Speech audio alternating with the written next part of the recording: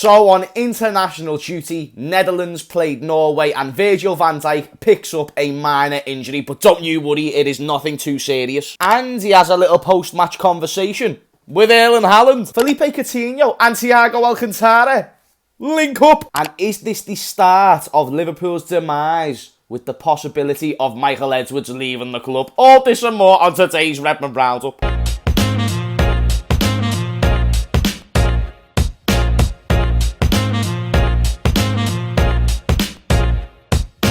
Right, hello there everyone, welcome back to James Redmond TV and welcome to another Redmond Roundup. Today we've got a few topics to get into that are slightly changed now on the channel just so I can post more regularly and whatnot, but I think we just shut the hell up and get right into the first topic. So the first thing I want to touch on is the Virgil van Dijk news. Now, the Netherlands played Norway in a 1-1 draw World Cup qualifier. Now, this was Virgil van Dijk's first game back for his national team, which first off I just want to say is brilliant. But one thing we know about these international breaks is that there is always the possibility of injuries, and Virgil van Dijk most certainly picked up a slight injury. But listen mate, he has had shits bigger than the worry and the concerns of this one. It was a dislocated finger, I believe, and it just got put back into place. Therefore, that means he's going to be available for Liverpool's next game and also the Netherlands' next game. So we need to basically cross our fingers and touch wood that he's not going to get injured in any of those fixtures. There was also a weird moment after the game where Virgil van Dijk and this fan had a little thing. He was doing an interview and then the fan ran on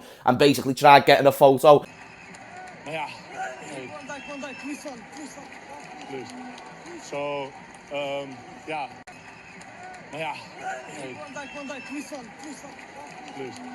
So, yeah. But then post-match, he had a little conversation with Haaland, and this was basically just talking about, I'm assuming, just football and just, you know, being like, you're all right, mate, this, that and the other. Nothing too serious, but obviously people are going to make a big deal out of it. Now, also, it was Haaland who dislocated Virgil van Dijk's finger and was saying after the game, like, I don't know how I done it, but I apologise, innit? You know what I mean? Like, it is what it is. But I do think Virgil van Dijk and Haaland in a team would be dangerous. And I think, like, Virgil van Dijk, with him being older, I just think he'd love Haaland a bit. I just think his attitude and his persona, I just think all that is something that Virgil van Dijk will rate very, very highly. We also saw leading into the game, you know, Haaland saying Virgil van Dijk's the best centre-back in world football and no one really even comes close. And that is also just high praise from one of the biggest young talents.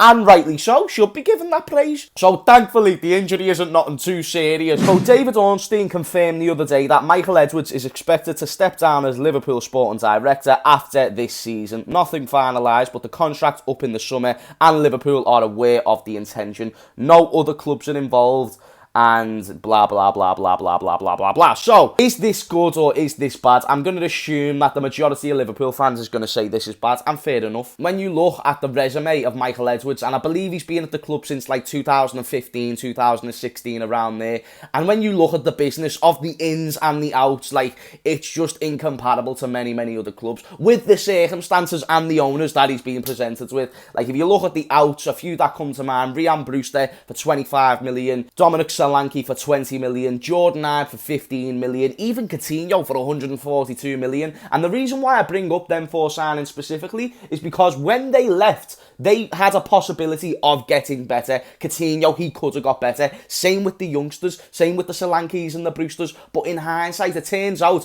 we sold them at the right time. If we kept them for any longer, that value would have only decreased. And even though I don't wish for Brewster to not do well and Dominic Solanke not to do well, it's kind of still good that maybe Michael Edwards saw something in these players that we possibly never. Because we were saying Ryan Brewster is going to be the next friggin' Daniel Sturridge or whatever it may be. He was supposed to be the main man, but then you can even talk about the ins. You can talk about the Sadio Mane for 34 million, Gini Wijnaldum 25 million, Mo Salah 37 million, Virgil van Dijk 72 million, Alisson 70 million. They are also both bargains. Fabinho, Robertson for 8 million. Probably being one of his more impressive acquisitions. So Michael Edwards does know what he's doing.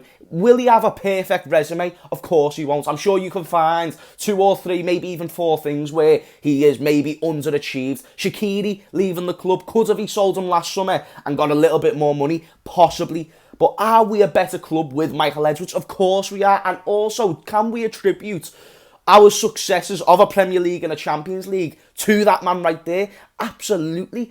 And you have to attribute more success to him, and you have to attribute more success to Jurgen Klopp than what you have to attribute to FSG for the success that we've had. Because them two men right there are the two most crucial parts. And feel free to disagree in the comments down below, people. This isn't a channel where I just speak and then I assume I'm right. I am open-minded to everything. But I have not found... when in these situations, when you ask the question, is this right or is it not? Does the positives, or should I say, does the negatives outweigh the positives? And if so, maybe you should let them go. But Michael Edwards, even though he might have a few negatives, like Jurgen Klopp, he doesn't always get it perfectly right in games and doesn't always make the right tactical decisions. Yet, all the things that he does well just allows all that to water away, and we still know what he can do. And it's the same with Michael Edwards. And if he does leave, wherever he goes, they're getting one hell of a board of director, and he's probably going to be given a little bit more backing in a different job elsewhere. I've heard rumours that he might even be going to Real Madrid. So I think if we lost Michael Edwards, we're losing a really big signing. And when I say a big signing, we've made no signings. So we need to make sure we keep hold of him. It's not Michael Edwards' fault why we're not making signings. It's not Jurgen Klopp's, it's FSG's. But when the money is being spent, Michael Edwards knows how to spend it. So it would be stupid, in my opinion, to not try and keep him in the job with Liverpool. Let me know what you think about this in the comments down below. And if he does leave, we could be in a lot more trouble than what we think in the near future. And before I end the video, the last thing I want to talk about is Felipe Coutinho and Thiago Alcantara linking up one more time. Now, these two have a little history. They were both at Bayern Munich together, and they were both good mates, apparently. Now, this wasn't anything serious. It was just a little dinner, but it also gave me an excuse to talk about Phil Coutinho, who, in some ways, has become the main man at Barcelona. And just hear me out, like, I know they've got Pedri and they've just named Ansu Fati as the new number 10, which is a bit of a mad decision. Either way, Coutinho is still their biggest signing. Antoine Griezmann has just went to Atletico Madrid. Ousmane Dembele, he always has his little injury concerns and whatnot. Other than that, Coutinho really is now Barcelona's main man. And he's never done anything in a Barcelona shirt. Like, where have we got to this point? And I hear a lot of people saying, bring back Coutinho, this, that. And, you know, I'm sure if on transfer deadline day we brought back Felipe Coutinho, loads of Liverpool fans would have just been absolutely creaming their kecks. And fair enough, rightly so, because it's something exciting. It's a new toy to play with. That's what a new signing would have been. And we did need new signings. I'm not saying we never, but I don't think Coutinho would have been the one.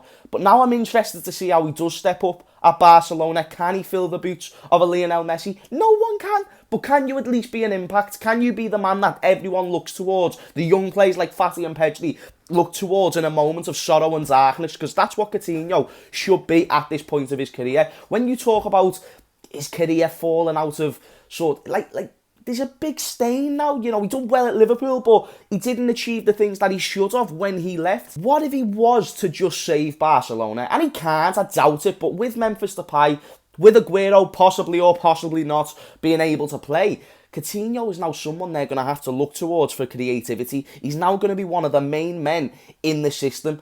Therefore, we could see a better Coutinho, and I hope we do. I hope we see a little resurgence where he does well, because I don't hate Coutinho. This conception that he was a big snake when he left, I disagree. He didn't do everything perfect. He maybe faked an injury or two in that time, but in the main, Coutinho gave a lot to Liverpool. He had his best months of his whole Liverpool career just before he left. And we still got a lot of fucking money for him. It's not like he done an Emre Can and stayed until his contract was up for able to leave for free. Coutinho, you know, he left when he wanted to, and we got good money for him. So I really do hope to see a more sort of brighter season and a brighter future for Coutinho in the near future. And same with Thiago, because he hasn't even been playing for Liverpool recently, or Spain, to be fair. So Thiago's a weird one, because he came to the club as one of the best midfielders in the world, and now he can't get a game for his national country or the Liverpool team. So let me know in the comments down below, what do you think is Thiago's role? Because he got kept out by Pedri in Spain, and now he's getting kept out by Harvey Elliott in Liverpool. So let me know your thoughts there. But anyway, Liverpool. Anyway, guys, I'm going to end the video there, as if like I'm talking to Liverpool Football Club. It's been a few days since I last done a video, so a little bit rusty. Either way, we are back with the uploads. If you do enjoy, smash a like. It really does mean a lot more than what you think. Subscribe to join the Redmond Army, and I love every single one of you, and I'll see you all later. Peace.